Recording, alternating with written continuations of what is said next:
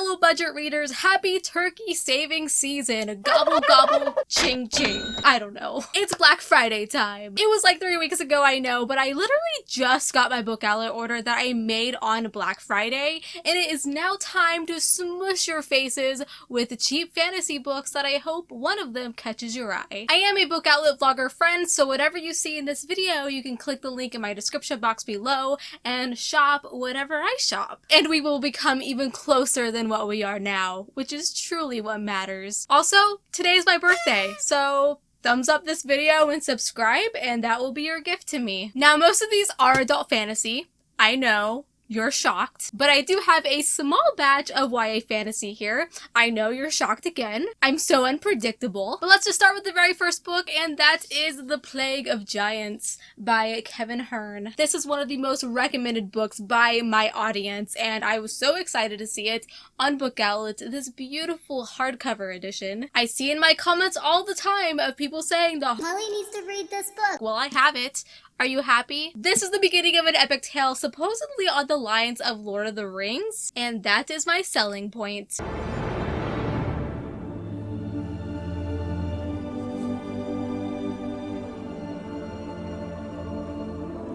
It is mostly told through the storyteller, who is known as the Bard, so also Name of the Wind vibes. I like. It is full of humans and giants who have existed among each other in an uneasy agreement for many years. However, a new race of giants from an uncontacted land have risen up, and they are now tearing shit up among the coast, wiping out entire villages. I am so excited for this, and I am so happy that my subscribers recommended it to me, because you guys always recommend the best books. I really don't want to leave this book sitting unread on my shelves for too long. I want to pick it up really soon. This is a big, complex high fantasy that has a huge cast of characters and a really unique magic system that is inspired by mythology, and that sounds rad. We get to see key moments of a giant invasion from the perspective of various kingdoms. This sounds like a freaking dream book to me, and Book Outlet has it for dirt cheap, so if you want it, you can click my Book Outlet vlogger link below and get it yourself. It's pretty mandatory at this point to have a dragon book in every single book haul because,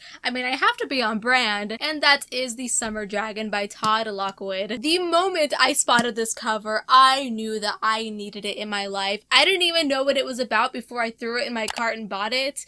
Honestly, I didn't need to. I mean, look at this thing. It was mine. I needed it. This is a debut novel by a highly acclaimed fantasy illustrator, and I bet that it's going to have such vivid world building. It's a high fantasy adventure that features, you guessed it, dragons, and what I desperately want in a dragon book is detail. Give me those details about how the dragons are raised and how they bond to their riders and their daily nutrition and personality traits like the freaking Sims. This book apparently has all of that. We're following a girl named Maya whose father raises dragons, and she hopes to have her own dragon from the newest round of hatchlings, as does her twin brother, but everything changes when she is told that all of these dragons are used for war only. However, her and her brother end up seeing the Summer Dragon, who is known to be like this godlike character and is supposed to be a bad omen. That sounds cool, and we even have bonus illustrations throughout the book. Oh, it warms my heart. Now let's freeze my heart with this next book, and that is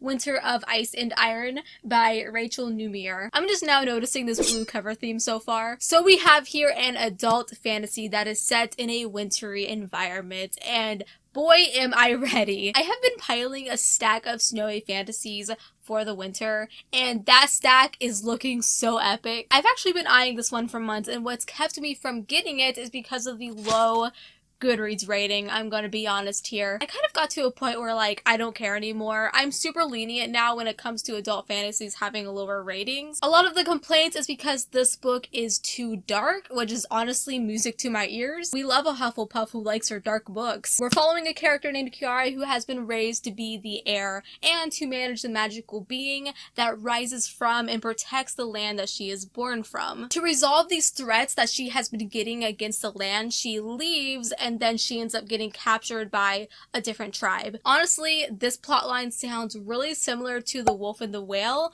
which is one of my favorite books ever, and I'm not hating it. If it's anything similar to that book, I honestly will love this. This book does deal with rape, and apparently a lot of it, so please keep that in mind. I wouldn't want any of you to go into this without that knowledge. I think this is a adult fantasy standalone as well, which is really rare, so if it's good... Moving on, I have The Stone in the Skull by Elizabeth Bear. Yes, another adult fantasy, but this one by a female author, and I do not own enough adult fantasies by female writers, and I am trying my best to fix that problem. I've actually known about this book for a while, but it was one of those higher priced books on Book Outlet, and when I say higher priced, I mean like $10. During Black Friday, it was dirt cheap, so I decided to snag it. This is set in the same world as her previous series, so I might have to check that one out as well, but it basically involves a living machine that is created by a wizard and also a mercenary, which honestly are my hot keywords. It follows a pair of messengers who are accompanying a caravan as guards to deliver something important. While I have heard that this novel is actually fairly low in action, it apparently makes up for it in eccentric characters and a bright fantasy world that is inspired by Asia and India. So I'm very hyped about that. Every single cover I've showed so far has been beautiful. Cover porn for everybody. So before we go on to the YA fantasy, I have one more adult fantasy, and that is